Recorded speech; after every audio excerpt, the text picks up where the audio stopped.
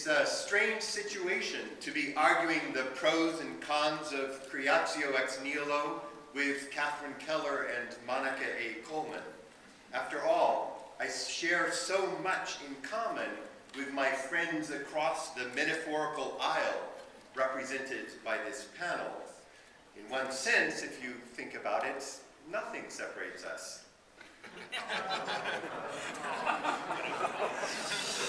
But what a nothing it is. Think of the commonalities first. From the moment that you take God and world as given, our positions are deeply intertwined. Like many here in the Open and Relational Theologies group, I owe an immense amount to the sparkling gifts of process thought. Through the deeply relational God of process theology, I have come to understand more of the mysterious biblical God, more of the history of philosophy, more, as a comparative theologian, of other traditions, such as Hindu thought. There is another tie that binds us. We share many of the same criteria for what should be asserted about the divine, what should be said, and what unsaid. For example, and this is crucial, if affirming Creatio ex Nihilo should really turn out to be the innate cause of hierarchy, if this is what produces the subordination of women and of people of color, if this is really what lies at the root of colonialism, then I will abandon it. What then divides us?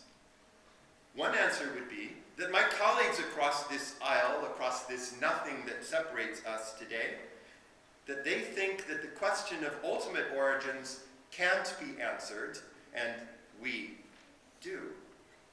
But do ex-nihilists rush in where fools fear to tread? But this difference is again nothing.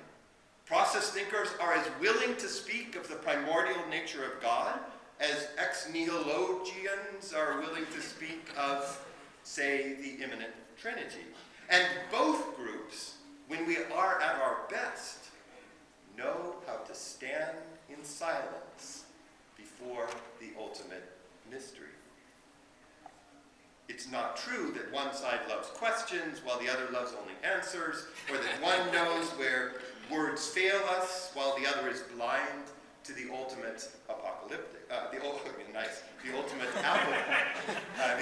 apophatic. No, the mystery of our difference lies deeper. The nothing that separates us has to do in the end, I think, with the symmetries. I mean, of course, the great propositions in Process and Reality, page 348. You know, it is as true to say that God is permanent and the world fluent as that the world is permanent and God is fluent. It is as true to say that in comparison with the world, God is actual immanently, as that in comparison with God, the world is actual immanently, and so forth and so forth. For Whitehead, the symmetries are ultimate. They are the last word. I argue, by contrast, that they should not be the last word. And this difference is not nothing. Let me try in closing to evoke why I think we differ here. As humans, we are drawn to immensities, to infinities. Think of three. The endless spaces of the galaxies fascinate and frighten us. The otherness of our most intimate others forms our lives. For if Levinas is right, they remain infinitely other even as they face us. No, especially as they face us. And finally, in the religious experiences of humanity, we plunge into a mysterium, both tremendum et fascinans. Sometimes it seems we stand, as it were, face to face, vis-a-vis, with the infinitely other. The logic of Whitehead's symmetries, Levinas would remind us, is the logic of sameness. Strangely Hegelian. Is not the deeper mystery that from the infinitely other stem these finite ones, us, we who paradoxically find ourselves always already in relation with this one. That we would know ourselves as finite in the face of infinity, contingent in the face of eternity, morally limited in the face of bonum ipse, goodness itself. Perfect. Creatio ex nihilo expresses this infinite difference between God and finitude, between God and creation.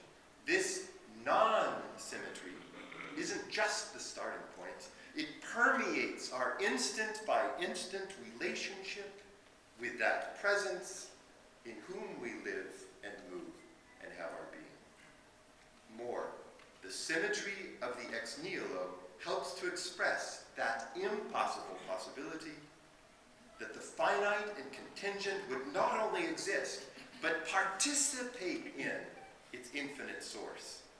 And that we, with our tiny pains and passions, could actually affect the course of the evolving divine experience.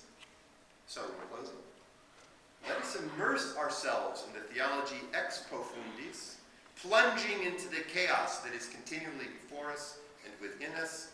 Let us speak of the God who holds back no parts of God's self from relationship. The God who is, as Marjorie Suhaki beautifully puts it, the supremely related one. But let us also affirm the asymmetries, so that the differences, the grace of this relationship also comes to light. We who might not have been are even today permanently affecting the divine